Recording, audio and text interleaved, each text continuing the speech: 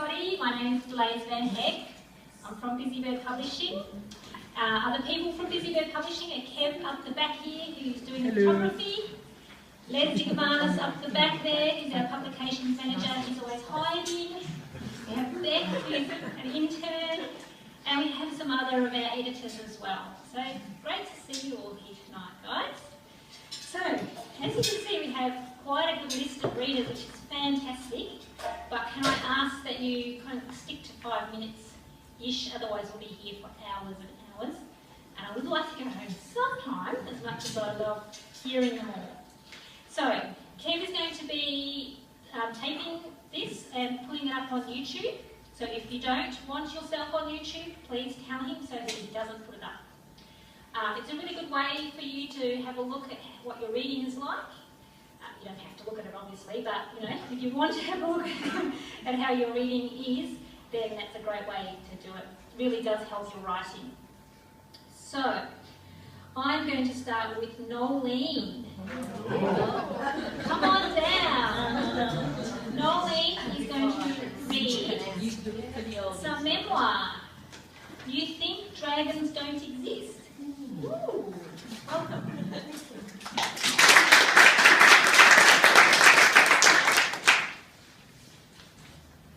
And you thought dragons didn't exist. The problem didn't arise when we first started going out together. My parents were disinterested in most things about me, including my love life.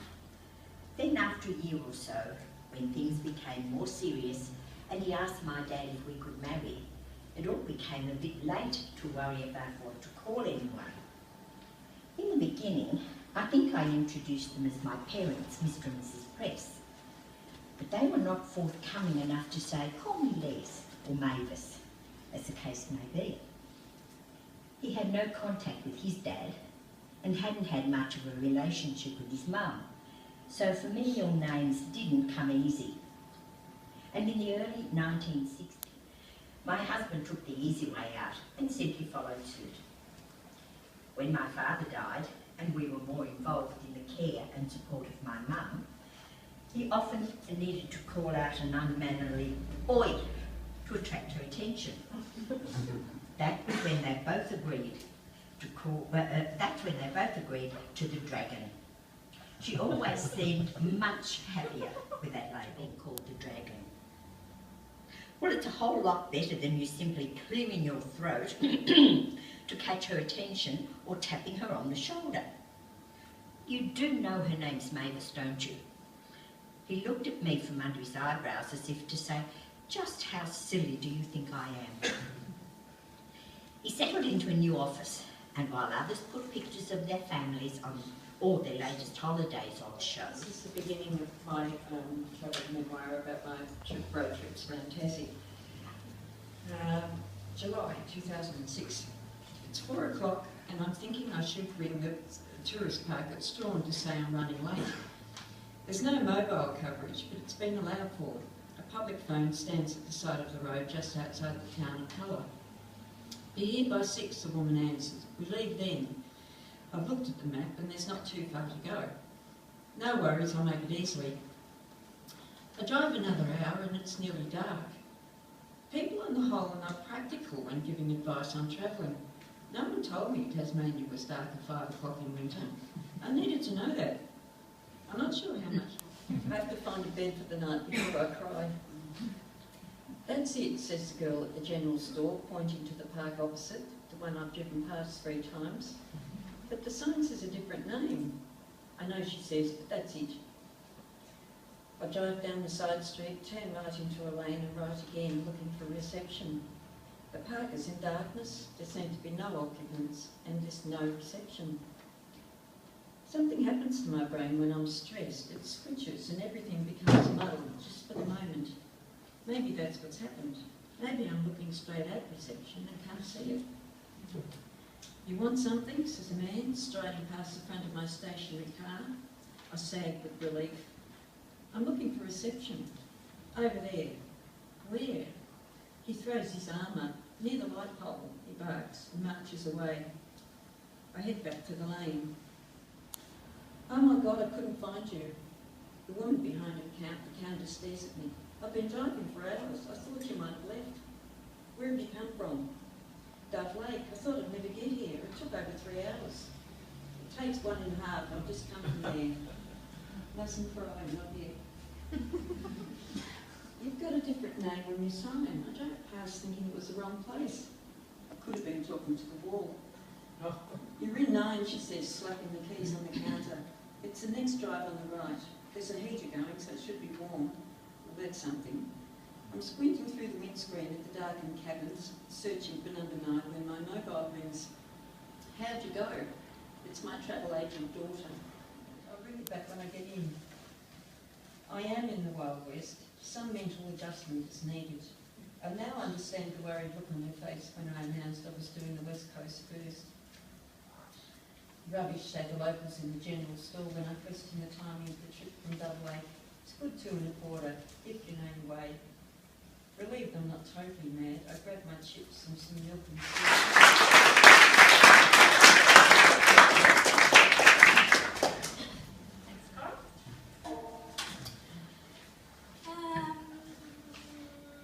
Paul. Where's Paul? Hi. Paul South? Yes, Paul South. Poetry. Come on down.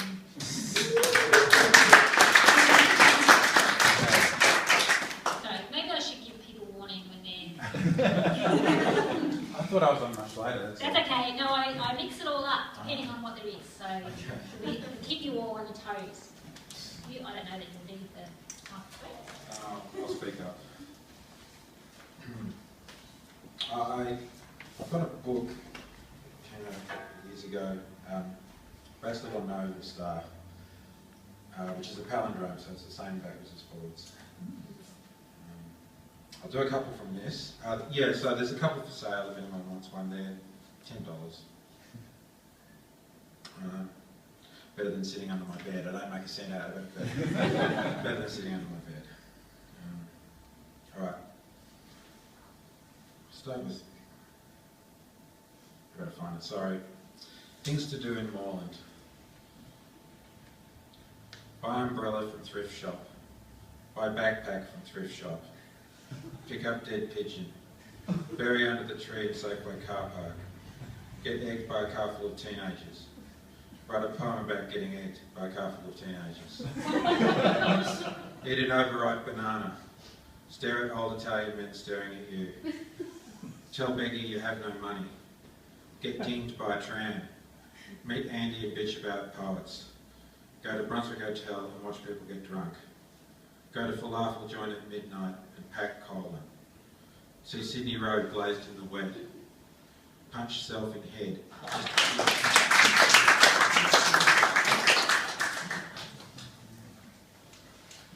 A little one. I like writing really little things. I've got a little bird book coming out. Everyone groans when I say that, but it's not really about birds. This isn't really about rats either, by the way, but my rats are in it. Very good.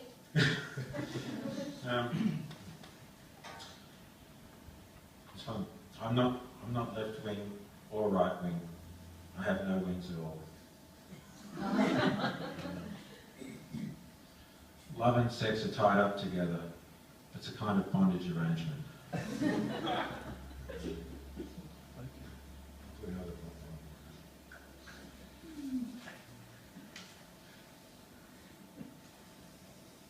Alright, this one is called Trucks Passing. I look in the bathroom mirror and grin. Frightening. Oh well. Slouched down on the toilet, head in hands. I'm trying not to forget something. 2. Washing my hands. It's 2 a.m. and I'm preparing for bed. In the lather I see people, friends' faces from years ago. I'm happy to see them, though I know we're not friends anymore. Dig my nails into the soap. I'm trying to get out as much dirt and shit as I can. I'm not saying I've outgrown to the bathroom. Thank you. If anyone ever has any books that they've published, feel free to bring them to sell. We have quite a few people here. Gay has a poetry book, Colleen has a book here, which we have on the shelf as well. What else have we got here?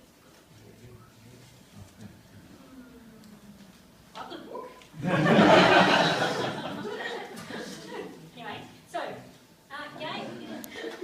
The first poem I'm going to do is about going to hospital, and I'm sure a lot of people here have been to hospital. I've lost the page number, and it's called Email to My Bowel. So, I just have to find the thing first. The faintest idea of what you're supposed to be doing here. I haven't heard from you since last May. Just exactly what do you do all day? I refer you to job description 5.2b, which states you are to remove all waste from me. Coloxal with Senna and the Fibre Department too have all sent letters of encouragement to you. Please, dear Val, report by close of day, or management will have something unpleasant to say. And the second poem is called My Bathers and I. It's come the time that I dread. My bathers are lying on the bed. They look so innocent and sweet, but they challenge me to a defeat. It is a war, no more, no less, and I have to come out victorious. I have to put my bathers on. Everyone else is up and gone. I puff and struggle up upon the bed. My face is really getting red. I push and pull and breathe right in. I'm beginning to think I'm going to win. Over the shoulder and all tucked in. But there appears to be lots of me up under my chin. Ah, what a relief the bathers are on. I look in the mirror to see how I've gone. That's when I give a horrified shout. The bathers are on, but they're inside out. I just can't bother anymore. I'll not go down to the seashore. I'll cut these flaming bathers free and go and have a cup of tea. Trust, a delicate sharing, to carve your secret from your breast and to hand it to another and there to let it rest. The safekeeping. To know that another will with gentle hands receive the gift and with care and love lay it aside, to ponder on and maybe to advise. Such sweet relief to know the receiver would never break the thread of trust that hangs so delicately between them. And this one is called Your Love.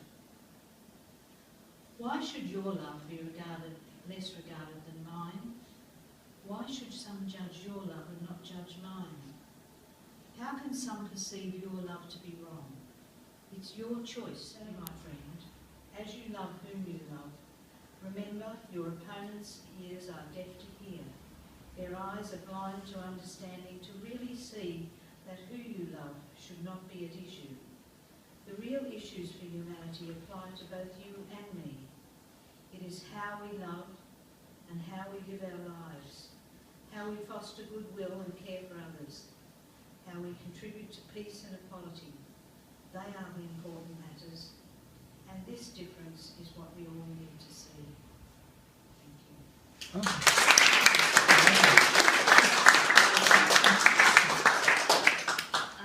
Now, if I sing a song, I'll probably go back. Who's not heard me sing? Because then I don't. Oh, a few more. Oh, goody.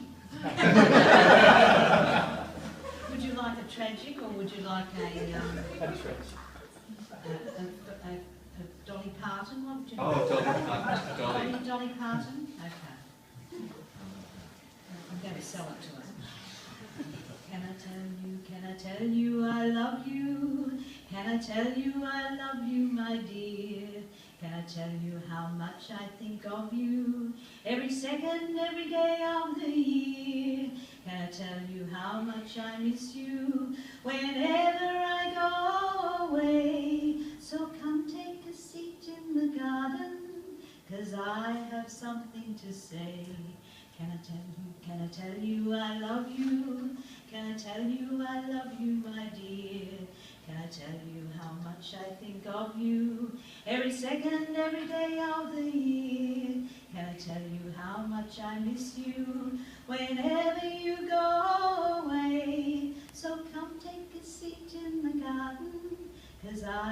something to say. Now I know Mary Lou is in love with you. Sure want to marry you. Can I tell you I love you? Can I tell you I love you, my dear? Can I tell you I love you? And I'm loving you more every year. Thank you very much.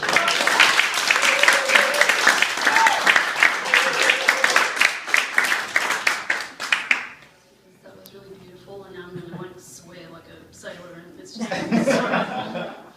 I'm just going to preface this quickly by saying that in the story I refer to a particular dance, nightclub dance, I guess, called the Melbourne Shuffle. Does everyone know the Melbourne Shuffle? Few nods. It's basically, I'm not going to do it because that's just embarrassing. But it's, Do it.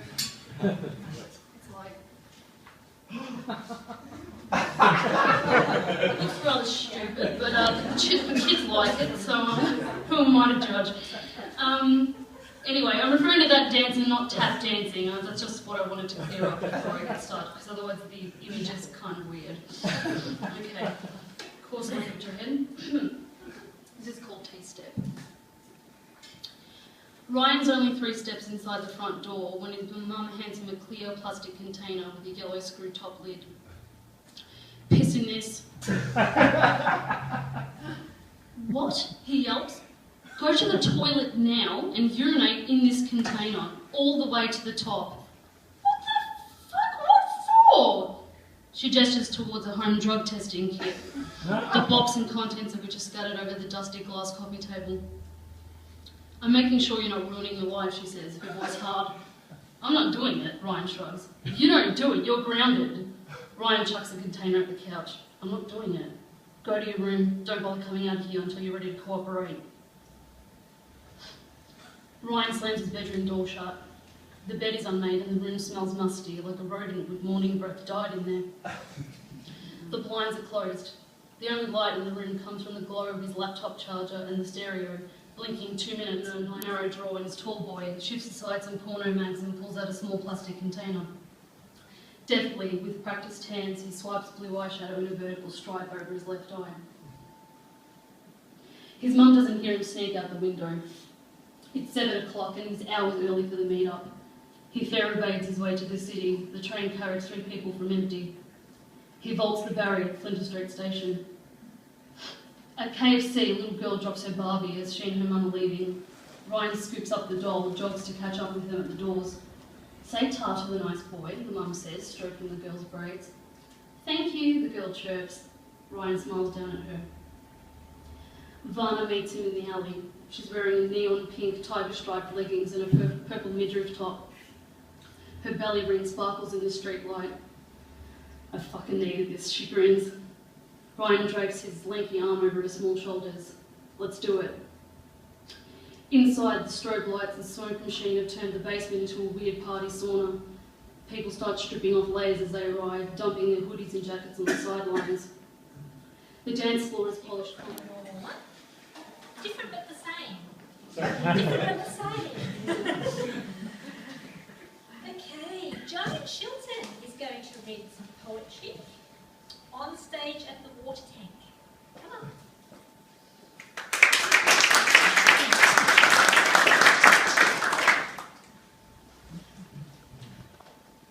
I better have it up the right way. I've just come back from Alice Springs. This was one of the experiences I had. On stage at the water tank, we approach the venue. We are late. Perhaps they've gone. Then through the beckoning door, a soothing, reassuring sound draws us in. Coffee's poured, seats secured, we relax and let the gentle tones invade our souls. 2 men on centre stage, embracing their guitars, fondling forth sweet melodies. Saturday morning's crowd surrounds us, buzzing. Occupied with light.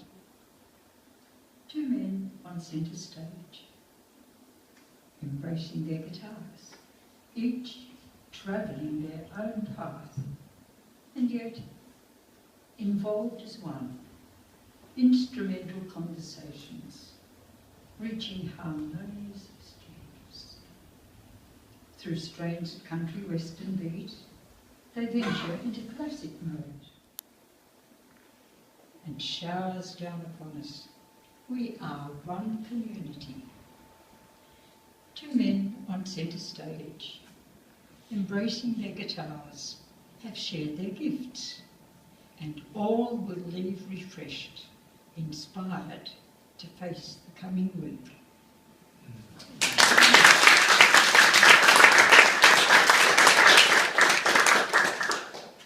The bag lady insisted as we planned to walk around the block that she ride her trike beside me.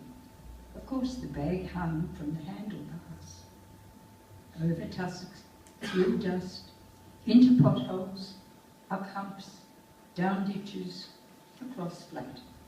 Two free souls harmoniously journeying. Then abruptly she stopped in her tracks. My hair is all tangly and dangly. You have to put it under my helmet on the bars. I was sure I had put it in here. Is it in your small purse? I ventured. Ah, yes, that's where it will be. Hair brushed, helmet replaced, all settled, we started on our journey again. We proceeded a short way. Without warning, from out of the bag was produced a thick book with very small print. She studiously pored over its pages, announcing, "We have to go back."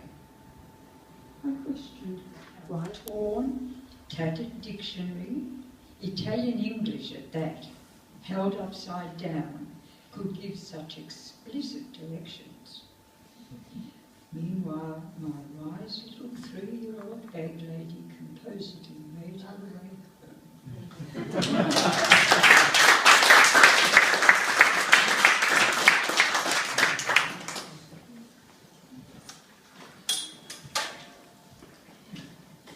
Three-year-olds do tend to be 3 going on 35, don't they? Girls. Thank you, Joe. Okay.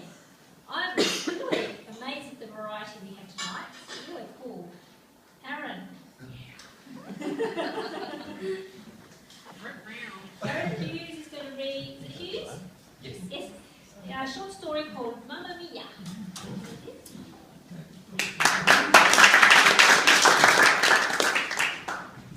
Hello everyone. Mamma Mia. I sit, my shoulders hunched. I lean my aching forehead against the train's window. The glass is cool and refreshing. The vibrations soothe me. I close my eyes and I drift away to the music from my iPod. The song plays out in my mind's eye. It's the last verse of the song, which is also a repeat of the first verse. Her long white scarf and well-anchored blonde hair extensions whip about in the strong wind of the Aegean Sea. His blue eyes blazing, a stoic Pierce Brosnan stands before our Meryl. Thankfully, he's not singing. After this verse, Meryl will launch into the final hysterical chorus, replete with an octave vocal swoop that only she can pull off. There won't be a dry eye in the house, and there will be yet another Oscar nomination for Meryl, but not for Pierce. The song starts. I don't want to talk about things we've gone through, though it's hurting me. Now it's history. I open my eyes, blink, quickly change my mind and press the pause button on my iPod. I take in my reflection in the window and shake my head. Oh God, I've become such a freaking cliche. The train's chime rolls, the winner takes it all, or Celine's, it's all coming back to me now. I pop the iPod in my satchel just as my coat pocket vibrates. I take out my iPhone, the latest one, of course. One must keep up. Stay au courant, as I like to say in my best perfume bottle French. On the phone, it's Rupert the prick. I narrow my eyes. I consider whether I should take the call, then I decide I would rather give birth to a chair. I wait for the message alert. Beep, beep, beep, beep. I dial voicemail. His message. Adam, I know you're screening, but I really need to talk to you. We have to talk out stuff. Call me. I press 5 to delete before I'm prompted by the soulless voice of that message bank scrag. Stuff. We need to talk about stuff. I grind my expertly whitened tea on their way to Bethlehem. I quickly don a winning smile. My reward is to be assailed with the high-pitched, Mary, I can't believe it's you. It is the redoubtable Garrett St. John, a former work colleague of mine. He leans in and I'm overcome by the latest Calvin Klein cologne, Ode to Slut. I think it's called that anyway. He seems to have marinated himself in it. We exchanged 3 air kisses, not 2, 3. Mwah, mwah, and you lucky devil, mwah, precious, you look marvellous. Garrett, so lovely to see you. I wonder if that sounded genuine. I tried to smile demurely. Please, all my sisters call me Gloria, Percy asked. In reality, the girls in the office were relieved beyond measure when both Gloria and Garrett left. Still paying you in peanuts? Well, you know how it is in the not-for-profit sector. Honestly, you should come over to corporate. So many perks, and so many hot men in suits. Here it comes. So, speaking of men, how's your love life? Tell Mamacita everything. This must be a new record for cutting to the chase. Well, you know, the course of true love never did run smooth, and all of that. Oh, my stars and garters, someone's sporting a broken heart. Gloria pinches his face into the Botoxed approximation of caring. Tell Mother everything. I really don't have the strength for this. Well, we've been going out for 2 years. 2 years? That's practically a diamond jubilee in gay years. And he left a couple of weeks ago. Oh, darling, he said, stares me down. 10 years younger. Oh, you pram poacher. I wince, but I manage to keep smiling. Well, mature ladies like ourselves deserve these treats. It's not easy being in one's late 30s in the gay community.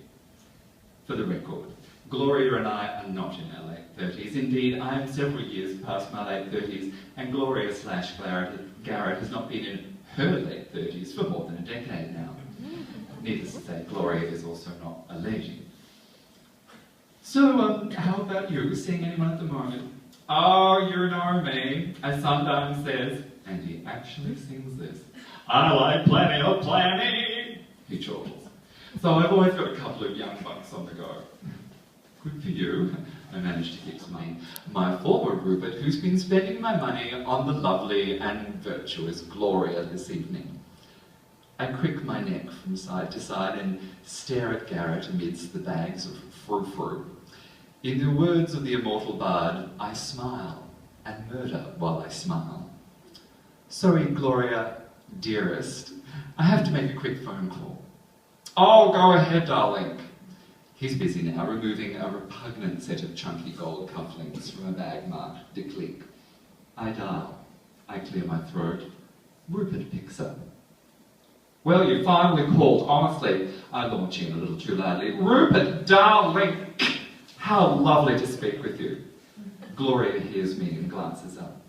I pin him with a malevolent smile and a level, unflinching stare. I just wanted to ring to congratulate you on a gorgeous tie and cufflinks for Garrett. Sorry, Gloria. They're just true and very, very... There's silence from Rupert on the line. Gloria has gone quite white beneath his/her spray tan and man makeup foundation. Anyway, sweetie, I can't talk. My station is coming up. I just wanted to wish you all the best and to congratulate you on your new relationship, darling. An ominous silence, this needle-deep little hoe. With that, I hang up.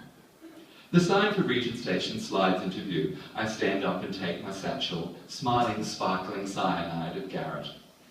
Gloria, I would love to say it's been a pleasure, But, and you'll have to forgive my bluntness, I wonder if I could encourage you to just fuck off and die, preferably after your next nip and tuck. Under the current circumstances, Garrett's eyes are as wide as his last facelift will allow. Happy, nay contented, with my parting homily, I exit the carriage into the crisp night air. Smiling smugly, I hold my head high as a smattering of jubilant applause echoes from the passengers in the departing train's carriage.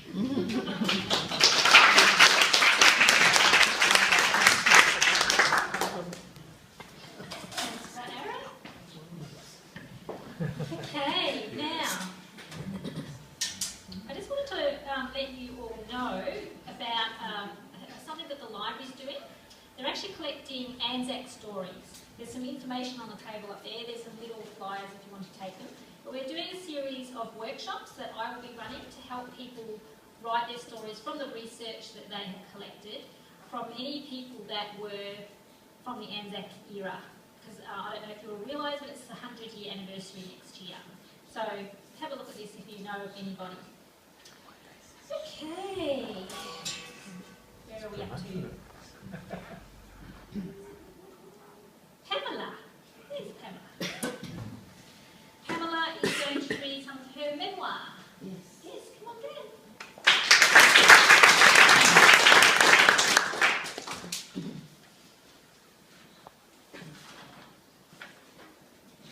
First of all, I'd like to say that what I read last time was when I was training, and after that I've written about how I got my first contract. And I got the first contract at Butlins at Puhweli, which was a holiday camp just starting off. So I thought I'd show you that. And this is the middle part of this chapter. Okay. And we're at the camp now, and so I'll start. On the Friday, we rehearsed all day at the Gaiety Theatre. Saturday morning, people arrived in droves, and the camp sprang into life. The Montgomery ballroom, indoor pool, bingo rooms, bars and kiddies areas opened as the miniature train chuffed merrily from the camp to the beach and back. The shows lasted 1 hour and were presented twice nightly.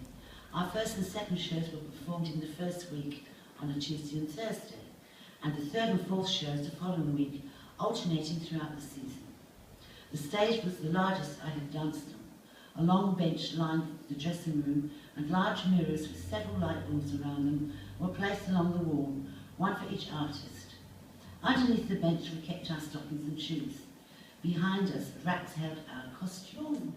We kept kicking and thought the routine would never finish. Landing in a heap in the wings, we finally found the culprit. The front label for one of the girls' costume had come away at the top and was dangling down between her thighs. With every kick, it had bobbed up and down. The girls were friendly individual characters. Red-headed Sue had a photographic smile, Linda elegance, Val gentleness, and Chris was quiet. Pretty Iris and Wendy were the glamour pussies, full of boy talk, while Margaret would tell little fibs, trying to outdo us all where boys were concerned. Lanky Annie and I would often sunbake together. She taught me how to sizzle with a homemade lotion of cooking oil and vinegar. Buster the head girl was heavily built and tall, despite Chinese meal with him. She had finally accepted me and laughed as I toyed with the chopsticks. My 17th birthday arrived, and the girls had a surprise party for me in the chalet. Luscious tidbits and fun. I laughed too much and chipped my front tooth on the table. It caused me stress and pain for several years, but was fixed in time for the show.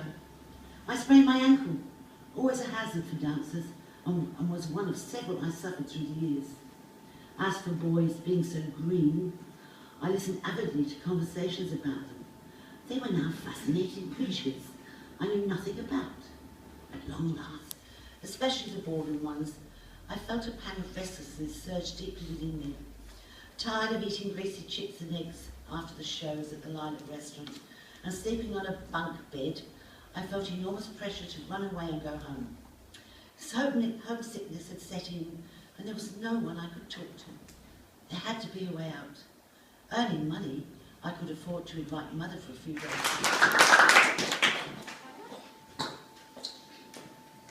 I don't know if people know, but we do actually have a mailing contacts up there. So if you're not on our list and don't get our newsletters, feel free to put your name down. We send out a newsletter once a month, and it tells you all about all the goings on at Busybird.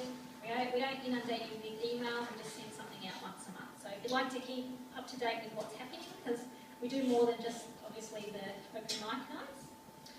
So feel free to put your name down. Mark Pingilly, where are you? Up the back.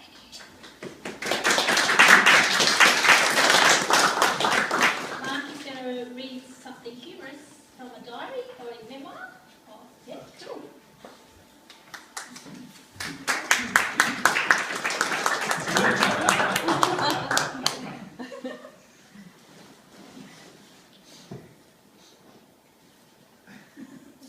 Dear Diary, it seems like only yesterday that today was tomorrow.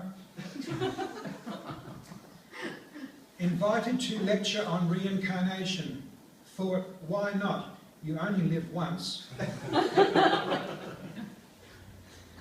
Approached girl in bar.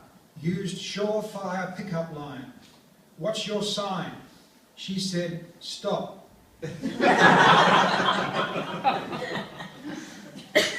I couldn't enter my local 7-Eleven. Paint everywhere. Then I saw the sign. Wet paint. We apologise for any inconvenience store. Invited to nudist ball. Couldn't go. Had something on. Then you're dumber than I think I am. Went to library. Open dictionary. Looked up dress.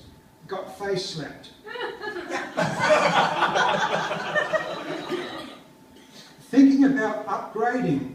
Have worked out a way to turn my old car into a brand new one. It's simple. Just veer into oncoming traffic. Must be my lucky day. In the gutter, found a tic chest. My backyard is now littered with deep holes bearing water.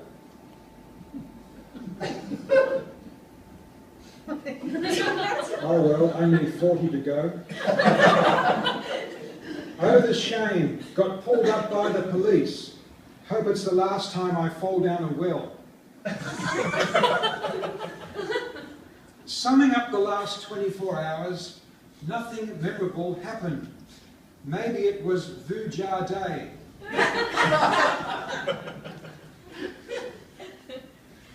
So-called best friend accused me of being an obsessive, compulsive clean freak.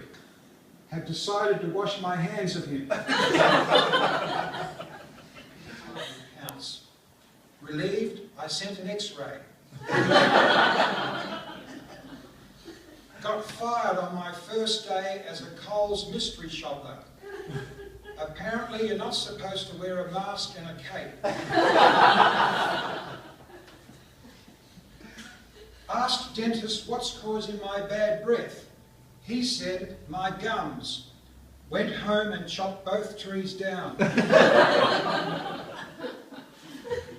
My long-term unemployed up to no good brother has finally found work as a children's crossing supervisor. It's not much, but it keeps him off the streets. I guess you had to be there. Since having the third eye on the rear of my head removed, I haven't looked back. Undercover policewoman, you had me and you're under arrest.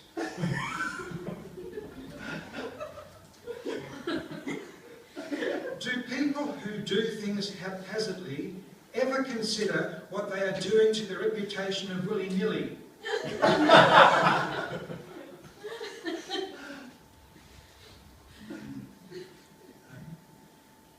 Another city block cordoned off due to a bomb scare. Oi, terrorists, stop frightening our bombs. To confuse passers-by, have coated my footpath with Teflon and put up a sign, slippery when dry. All my life, I've been living a truth. I am a man trapped inside a man's body. You've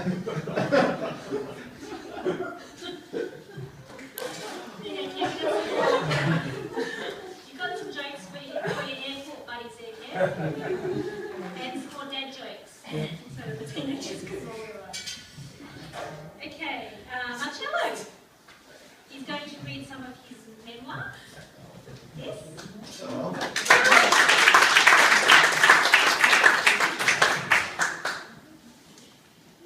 Being the, I think I always call him the first one of the Busybird, but I think one of the youngest that have. All my life I've been doing all kinds of things and been involved in the arts since I can remember. Even though I was born during the war. And some months ago somebody read something about his grandfather father coming back from the war.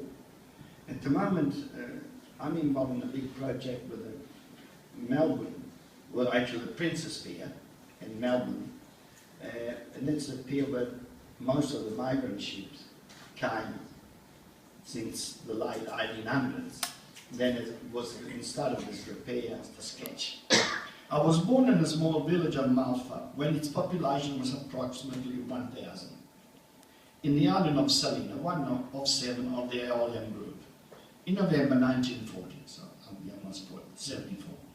My parents were Vincenzo D'Amica and Maria Terzi D'Amica, Italian, like the Italian English dictionary someone mentioned before. I was the last of 5 siblings, following Antonio, Vincenzino, Maria and Nicolino. For the second time in his life, my father was called to serve as a building engineer in the Second World War. And I did not meet him until April 1946, when he eventually escaped from the cruel English prison war camp, Sant'Andrea in Taranto, Italy. Actually, it was called the infamous Camp S in Taranto. And I always thought I didn't have a father. We were talking about my father was 6, and I still know news to know my father was an heir. I thought it was a big joke. So soon after my birth, my mother, Antonio, Maria Nicolina, and I moved to Sicily in Pate, the birthplace of my father, and where we had a house and a few relatives. It was felt already this was a safe place, and also where my brother Vincenzino was studying for the priesthood, so we could be close to him. His seminary was not even a kilometre distant from where we lived, but the family and relatives could only see him twice a month, and everything for us. They landed in Pate on August the 10th, 1943, and on that day there were 10 air raids, and during one of these our house was hit by flying bombs, and it burned for almost 4 days. Available volunteers were able to dig my brother Tony from the rubble after 3 days, and it was done only by human efforts, so there was no machinery. I was proving very difficult to handle, and I still do it too. And I was, ask my wife, she'll tell you, and I was continuously away from home, and my sister Maria would chase me with a small suitcase, as my mother was sure that one day I would be found in bits and pieces. So the little suitcase I would put me in then bury it. I forgot to mention I was born, I was supposed to be dead. So I was born and my coffin was ready. So I was baptized on the same day and reached the other day. So when I was 5, I didn't mention this, but when I was 5, I realised what the coffin was.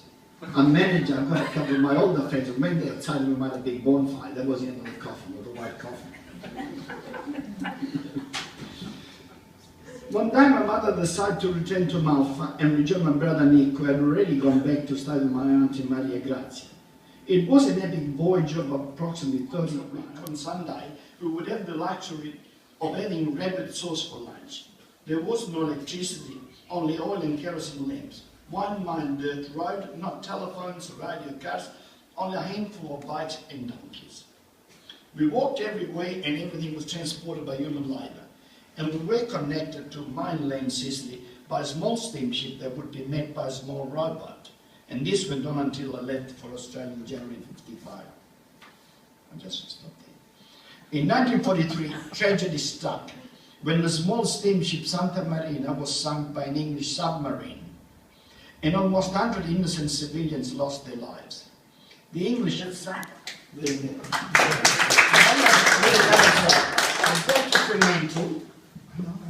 I water from it. I'm starving. We're thirsty. And I saw a bar. It was a pub. So I walked in. And of course, it was for the inner blue. You're a boy in the pub. And I said, the fellow kept saying, out, out.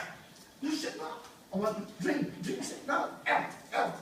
And I couldn't understand why, because I'm barren in Italy, I serve ice cream and things. Eventually, so I served my two friends over there. I had to drink because I had quite a few American dollars. I was enterprising, and I came to Australia with $400 American, which would be equivalent of $10,000 today. I wonder if they'd ever got that money. So I paid for that, and then the fellow realised what was happening. So he went and he shared with me an ice cream. Thank you. It's good to leave a little bit out so that we can enjoy it when we read your memoir. Don't tell us everything, because we want to be able to have Oh, that is a lot more. Thanks so much, Hello. We've got 3 people left. So, Tom O'Connell is next with a short story called And Tom's Tall. Perfect man.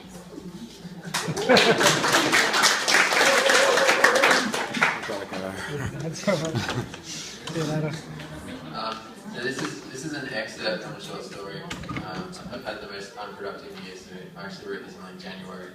And I started line editing it sort of 10 minutes before I left, so hopefully I can read it okay. It's called The Perfect Man. It's sort of like a spoof on The Bachelor, the reality show. That's why it's funny. Elizabeth exited the plane. The trio on the tarmac, 2 men and a young woman, spotted her and straightened up. The young woman put her whole body into a 2-armed wave. "Mrs. King," she shouted. Meekly, Elizabeth returned the greeting. It struck her as inauspicious. After all, it wasn't like anyone could miss 3 garishly dressed TV execs standing at the foot of a stairway. The heel of her lime croc came down on the final step, and she was swarmed with greetings. She pulled away, having received a collective 6 kisses. "So glad you can make it," said a stout man with cocoa skin. He brushed invisible lint from a senator and directed her towards the terminal. "I admire your honesty." Cynthia's voice tinkled. "You must be like so proud of your daughter." Elizabeth sighed. "Actually, I had no idea Ashley was on it until last week." "Unreal," said Cynthia, failing to notice it was a point of contention. "But like, can you believe she's made it all the way to the final?" "Oh yes," Elizabeth forced a laugh. "Wouldn't be here in a foreign country if I didn't." Devon and Cynthia laughed self-consciously. Mike had all but checked out and was busy trying to dislodge a piece of apple from the gap between his teeth. Their walk resolved, feigning hurt. Devon backpedaled. "Well, because the humidity. There's no need for sweaters here." Elizabeth smiled. Squirming Devon was trying to turn this into an issue of practicality. "I had to wear it. There was no room left in the carry-on. Perhaps if I'd been given checked luggage." Devon stopped in his tracks. Everyone followed his lead. Cynthia frowned. "The budget wouldn't allow for it." "Nuh-uh," said Devon, raising his palm. Elizabeth noted his wildly fluctuating cadence. "Unacceptable. You should have found a way." Cynthia lowered her voice. "I came to you about this, remember? You weren't willing to give up the masseuse or the penthouse." "Enough excuses, Cynthia. I hate people who don't take responsibility." Cynthia smiled through gnashed teeth. The walk resumed. "So what's on the itinerary?" Elizabeth asked. "Right," said Devon, punctuating his thought with an obnoxious clap. "As you know, only rich white folks are allowed." He laughed and flicked his wrist like a cat pawing. "There's going to be laughter, a live band, sweeping ocean views." "I'm getting tingles," said Mike. Cynthia bounced back. "Me too." "But," continued Devon, "the most exciting part is that this year, The Perfect Man's entire finale will air live, coast to coast." Cynthia balled her fist and stomped the ground borders of a urine-spiked 5-star pool. To contain this beauty, she wore a peach singlet, denim shorts, and a nervous smile. Her hands, linked at front, accentuated her large bust. A swarm of cameramen surrounded her, sporting state-of-the-art equipment and looks of hardened professionalism. One of them, a 6'5" bearded man, crab-walked to an adjacent wall to bedding. But all that didn't matter. Ashley, Elizabeth said, again this time with warmth. Said again this time with warmth. She smiled and brought a placating hand to her shoulder. I'm so proud of you. The sentiment, Elizabeth was astonished to find, was sincere and not something to appease the cameras. Devon, beaming, looked at the bearded cameraman. The cameraman caught his signal and triumphantly returned the OK sign. Thanks.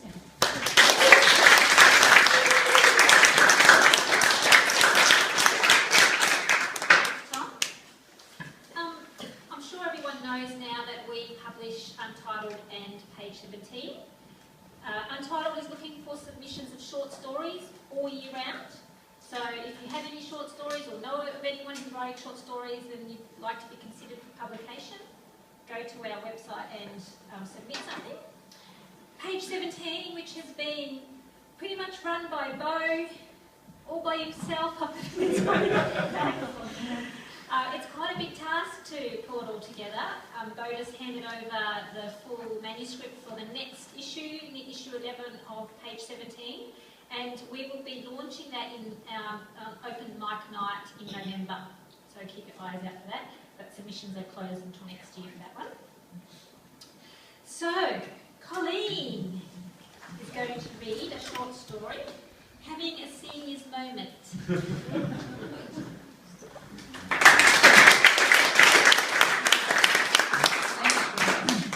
Wow, it's a lot harder to go last rather than earlier in the night, I'll tell you. The nerves sort of get you after a while. Having a senior's moment. Her immediate reaction was that this matter might well have been a little indelicate. It had to do with the perennial attraction, endless fascination and appeal of the female posterior, and its constant scrutiny by the average red-blooded male counterpart in particular, for instance, needing constant reassurance as to the size of their butt, will seek confirmation from a partner as to whether their bum may appear too large in a certain outfit. To which, in the interest of maintaining a healthy and ongoing relationship, a smart man will always reply in the negative. In European culture, it seems that a flirtatious pinch is considered to be both flattering and acceptable. But there are rigid rules to be followed in a less tolerant and supposedly more respectable society, leaving Edie to fantasise about a quite bizarre question. What if there were experts in the field who had the capacity to correctly match and connect the right bottom to the appropriate owner whilst blindfolded? Given the lawful freedom to discreetly feel the outline and shape of 3 different bottoms, could one man readily determine, yes, this one belongs to, or maybe that one belongs to? Then there arises the more pertinent question, in what age category does the 3rd bottom belong? This then being the relevant clue to the real reason behind Edith O'Leary choosing to ponder on such a ridiculous scenario, being the recipient of a senior's card. So one might well be forgiven if concluding that the following tale is no less than a figment of a mature-age woman's wishful thinking in an otherwise overactive imagination. The situation replied in full agreement. Determined to make the obligatory fashion statement, they both got decked out in their finery, which is never complete without the all-important matching headgear. Edie's own David Jones creation featured a substantially wide brim, which she wore at a cheeky angle and carried off with a jaunty spring in her step, in readiness to set foot onto the lush green week of colourful racing events. As the 2 ladies stood jam-packed into the confined space, literally squeezed shoulder to shoulder, back to back, and cheek to jowl amidst the laughter of this happy throng, Edie suddenly became aware of an alarming sensation. Directly behind, an unknown person was engaged in some serious exploratory research in the immediate vicinity of her backside.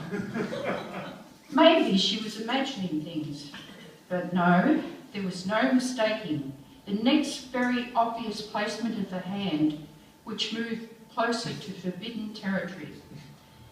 Judith, eating some ugly old hunchback with rotting teeth. Maybe she might have reported this matter to the appropriate authority and not have been nearly so understanding.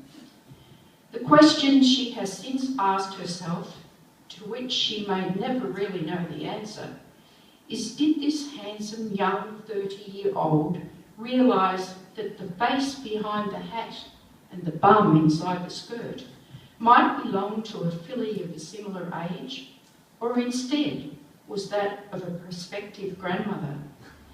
Secretly, her pride would like to believe the latter, and more particularly the fact that her nether region was still well enough preserved to fill even the most discerning of blindfolded bottom surveyors.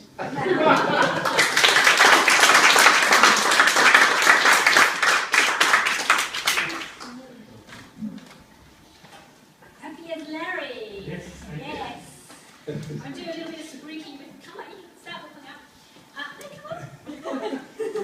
I just wanted to remind people, if anyone knows anyone who would be interested in having a great weekend away up at King Lake, we have our writing weekend in the second weekend of November at King Lake. There's information up on the table there. So, lucky last, Larry is going to read a true short story called Pyramid Then, Pyramid Now.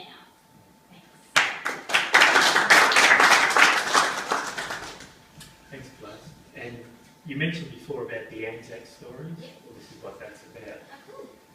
Some of you, because it's the 100th anniversary of the Anzacs, people may have seen that photo in the Sun last month of all the Anzacs sitting on the pyramid. That was the 11th Battalion of the 1st Infantry that was formed 2 weeks after they declared war in August 1914. Now, I'm going to skip the first story, which is Pyramid Then, because we're getting a bit late. And in that picture, at the front there is the officers and all the younger soldiers clambered up the pyramid, and they're all linking arms, and amongst them is Lieutenant Charles Pope, who didn't make it back. After Gallipoli, they went to the Western Front and they were told to hold that post at all costs. And when the Germans surrounded them, they eventually ran out of bullets. And Lieutenant Colonel Pope and his men only had their bayonets, and they charged the Germans, and they found Lieutenant Pope and all his men dead. But amongst them was 80 dead Germans. So, and he won the only Victorian Cross for that bravery thing. And so the second part is something that happened 100 years later, and this is part of my memoir, and I wanted to write about it because it's about my daughter, and I love her dearly, and she's involved in this story. And I don't know why I do love her so dearly. Yes, she's a lot like me, perhaps that's why. Yeah. It is about 100 years ago in Egypt since Lieutenant Pope and his men, the Australian 11th Battalion, clambered up those huge stones on the pyramid for their last tragic photo. Their Gallipoli landing and the First World War well and truly over, but still very much a part of our proud Anzac memories. This time it's a different war. Egypt and the Middle East is a different place, square. It has become the symbol for yet another fight for democracy. Who can forget the January images of tens of thousands of protesters, the clashes and the tear gas? Hundreds killed and thousands injured. Although the President, Jose Mubarak, is denounced, there are still another 23 protesters killed and 1,500 injured in November 2012. Make no mistake, Egypt is a dangerous place to be. So it is at this time that my daughter Lauren announces on her way back from Europe that she wants to tick off another bucket list item and visit Cairo and sit on the pyramids. Came over and offered to take their photo together. That was fine, and he did. Then an Egyptian man came over and took the camera from the policeman and also started taking their photo. That seemed a little weird. Then he requested they pose with his camel behind them. No, that's okay, we are fine. We just had a camel ride. That is our camera, can we please have it back? He insisted they stand in front of the kneeling camel for a photo. Then he insisted it would be much better photo if they sat on the kneeling camel. No, it's okay, we've already had photos. Can we please have our camera? However, the man would not take no for an answer. As soon as they sat on the camel, he gestured to the camel to stand up. Now they were stuck on top of the camel. Lauren screamed at him to let them down. He finally agreed and the camel kneeled and Matt disembarked from the front. As Lauren got off, she noticed that 8 Egyptian men, whether it is to a soldier or whether it's to you. The best thing for anyone in this situation is to get out of Egypt the very next day and never look back, right? Wrong. Determined, they returned to the pyramids. Lauren wasn't going to let any police stand on their dream. She knew, however, climbing the pyramids wasn't kosher. Lauren picked the right moment and approached the base. When it looked clear, she scrambled up. Intuitively, she turned around to check. Eyeballing her was the guard. Lauren drew a deep breath. No matter what country you're in, it doesn't hurt to be young and female and blonde and have a smile to die for. The Egyptian guard, however, had a job to do. He gestured to Lauren. Lauren pointed to Matt and signed the international sign for holding a camera and clicking the shutter button with the other. The guard sized Matt up and then looked back stone-faced at Lauren. Lauren still, the way they do things in the Middle East seems like a world away. I often think of the Egyptians and all those innocent people murdered in Martyr Square, and I'm sad. But then I close my eyes and I imagine my daughter Lauren following the steps of Lieutenant Pope and his man, clambering up to have their photo taken, sitting proudly upright on the Great Pyramid of Egypt. And that is the memory that will stay with me forever. Thank you.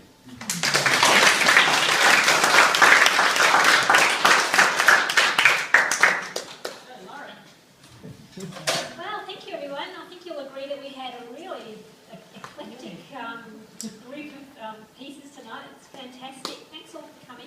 You don't have to rush off. We still have plenty of wine and tea and coffee, so feel free to hang around, and hopefully we'll see you next month. Thanks.